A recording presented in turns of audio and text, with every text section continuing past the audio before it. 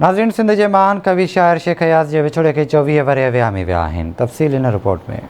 सिंध के महान कवि शेख हयाज़ 2 मार्च 1923 ईस्वी ते सिंध के तारीख़ी शहर शिकारपुर में जन्म वरितो।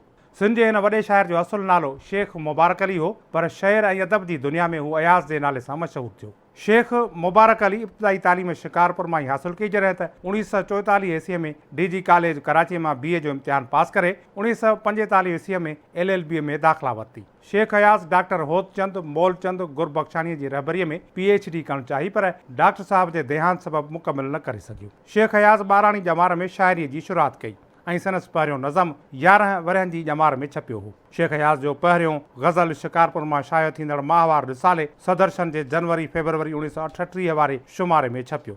संदसि तख़लीक़ जो उनवान मर्दे ख़ुदा हो। संदसि कहाणियुनि जो पहिरियों किताब सुफ़ेद वहशी 1946 ईस्वी में छपियो। टिमाही मेहराण 1955 ईस्वी में संदसि 30 खन बेत बि छापिया। शेख हयाज़ सिंधी अदबी संगत जे बानीकारनि मां हो। हुन 1945 ईस्वी में डॉक्टर गुरबख्शानीअ जी रहबरीअ में हलंदड़ सिंधी सर्कल जे गॾिजाणियुनि में शिरकत कई ऐं जॾहिं गोबंद मालीअ अप्रैल 1946 ईस्वी में कराचीअ में सिंधी अदबी संगत जो बुनियादु विधो त शेख हयाज़ ऐं बिहारी लाल छाबड़िया संगत जा पहिरियां जॉइंट सेक्रेटरी चूंडिया विया। शेख हयाज़ भौर भरी आकाश जे छपचण सां हिकु वॾे शाइर वारी मञता हासिल कई।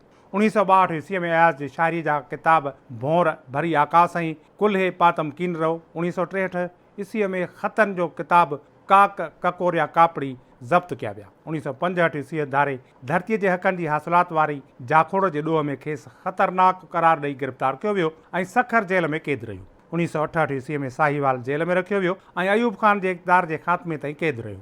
शेख हयाज़ जी शाइरी फ़िक्री हवाले सां 2 दौरनि ते ॿधल आहे। पहिरियों दौरु तरक़ी पसंद क़ौम परस्तीअ ऐं जदीद फ़िक्र जी नुमाइंदगी कंदड़ आहे ऐं ॿियो दौरु बैन अल-अक़वामियत वहदानियत या तसौफ़ जो नमूनो पेश करे थो। शेख हयाज़ शुरूआती दौर में कुझु अरसो अदबी रिसाले अॻिते क़दम जो एडिटर रहियो। अहिड़ी रीति पोएं दौर में वरी कुझु वक़्तु सिंधी अख़बार बरसार जो पिणु एडिटर रहियो। शेख हयाज़ दिलि जी बीमारी ऐं ॿियनि बीमारियुनि में बि कोड़जी वियो। इलाज लाइ लंडन बि वियो, पर सिहतयाब न थियो ऐं नेठि 28 डिसंबर 1997 ईस्वी ते हमेशह लाइ विछड़ी वियो।